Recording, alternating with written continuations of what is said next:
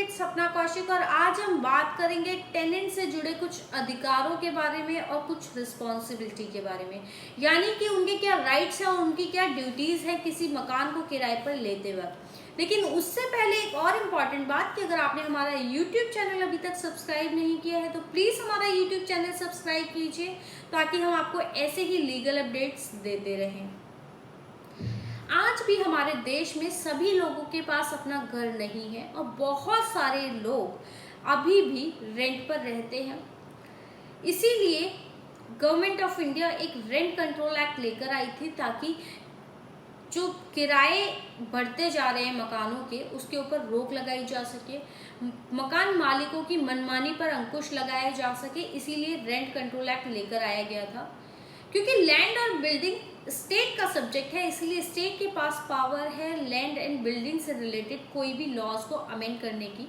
इसीलिए हर स्टेट का अलग अलग रेंट कंट्रोल एक्ट है जिसमें कि अलग अलग कंडीशंस हैं, अलग अलग प्रोविजंस हैं। लेकिन फिर भी ministry of housing and urban affairs ने कुछ गाइडलाइंस इशू की जो कि हर व्यक्ति को मैंडेटरी है फॉलो करना। चाहे आप दिल्ली में रहते हैं, चाहे आप नोएडा में रहते हैं, चाहे बेंगलोर में रहते हैं, आप किसी भी सिटी में रहते हैं, ये गाइडलाइंस फॉलो करना सबके लिए मैंडेटरी होता है। जैसे कि रिटर्न एग्रीमेंट, अगर कोई भी व्यक्ति मकान किराए पर लेता है तो उस व्यक्ति के लिए ये ज़रूरी है कि वो एक रिटर्न रेंट एग्रीमेंट बनाए अपने लैंडलॉर्ड के साथ, यानी कि मकान मालिक के साथ उनको रेंट एग्रीमेंट बनाना होगा जिसमें सभी टर्म एंड कंडीशंस स्पेसिफाई करनी होंगी कि क्या ड्यूटीज़, क्या रिस्पॉन्सिबिलिटी मकान मालिक की होंगी और क्या ड्यूटीज़ और रिस्पॉन्सिबिलिटी टेनेंट यानी कि किराएदार की होंगी और क्या क्या दोनों के अधिकार होंगे। सब कुछ उसमें स्पेसिफिकली मेंशन करना ज़रूरी होता है। जैसे कि टेनेंट किसी को सबलेट नहीं कर सकता, उसका अनऑथोराइज्ड कोई यूज़ नहीं कर सकता, और जो भी कंडीशंस मकान मालिक इम्पोज करता है या रेंट में, वो सब कुछ रेंट एग्रीमेंट में स्पेसिफाई करना होता है।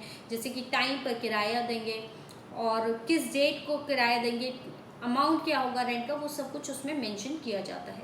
इसके अलावा अगर रेंट एग्रीमेंट 12 महीने या 12 महीने से ज़्यादा के लिए बनाया जाता है तो उसे रजिस्ट्रार के ऑफिस में रजिस्टर करवाना होता है।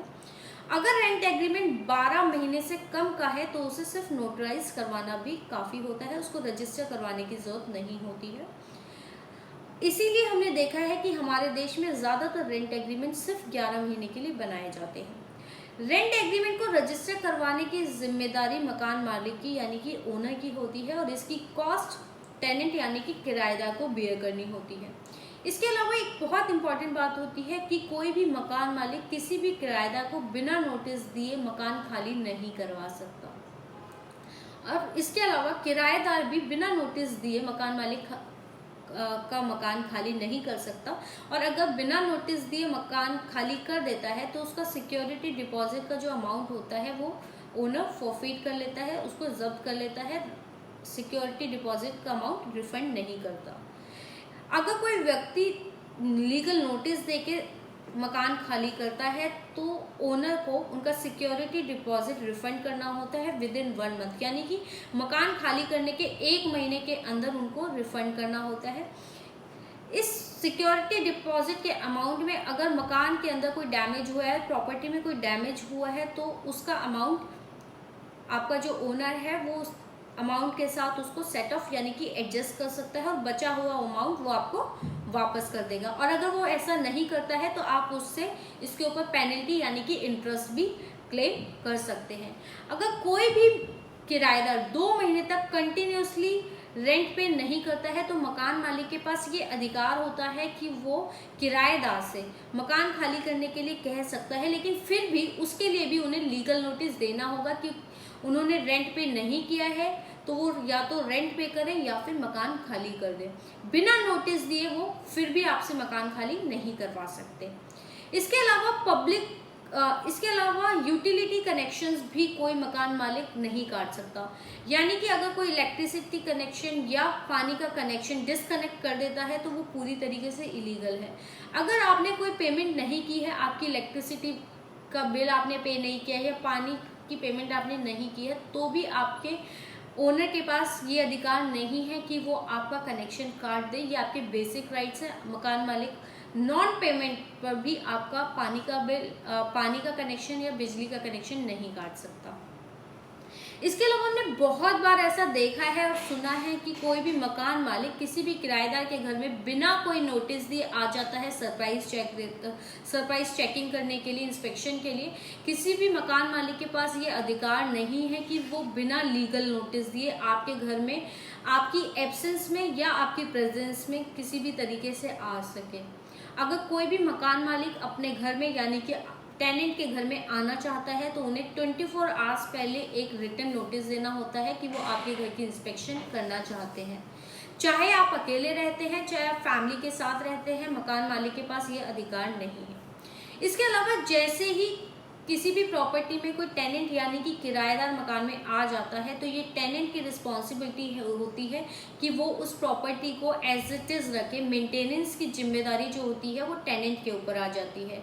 नॉर्मल टेयर एंड वियर के अलावा अगर कोई भी प्रॉपर्टी में डैमेज होता है तो उसके लिए टेनेंट को रिस्पॉन्सिबल माना जाएगा, उनको वो ठीक करवा के देना पड़ सकता है। लेकिन अगर कोई नॉर्मल टेयर एंड वियर के अलावा अगर कोई और मेंटेनेंस की ज़रूरत है जो कि कैपिटल एक्सपेंडिचर है, अगर उसमें ज़्यादा खर्चा आता है तो उसकी जिम्मेदारी मकान मालिक की होती है। उनको रेनोवेशन या कोई मेजर एक्सपेंस अगर करना है तो वो उसकी जिम्मेदारी मकान मालिक की होती है, वो उनको करनी होगी। तो ये थे कुछ ऐसे अधिकार और ऐसी ड्यूटीज़, ऐसे राइट्स और ऐसी रिस्पॉन्सिबिलिटीज़ जो कि एक टेनेंट की किसी भी प्रॉपर्टी से रिलेटेड होती है। जैसे कि रेंट एग्रीमेंट बनवाना ज़रूरी होता है, 12 महीने से ज़्यादा का है या 12 महीने का है तो उसको रजिस्टर करवाना होता है, 12 महीने से कम का है तो नोटराइज से काम चल सकता है।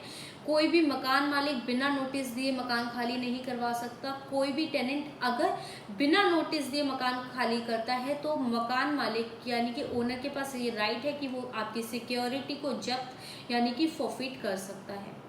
इसके अलावा कोई भी मकान मालिक बिना नोटिस दिए आपकी प्रॉपर्टी में यानी कि टेनेंट के घर में उनकी एब्सेंस या प्रेजेंस में भी बिना नोटिस दिए एंट्री नहीं कर सकता। प्रॉपर्टी की मेंटेनेंस की जिम्मेदारी टेनेंट की होती है। अगर उसके ऊपर कोई कैपिटल एक्सपेंडिचर यानी कि कोई बड़ा खर्चा होना पड़े जिसमें कि आपकी गलती नहीं है तो उसकी जिम्मेदारी मकान मालिक की होती है। आपको ये वीडियो कैसा लगा और आप किन और मुद्दों पर वीडियोस चाहते हैं प्लीज़ कमेंट सेक्शन में बताएं।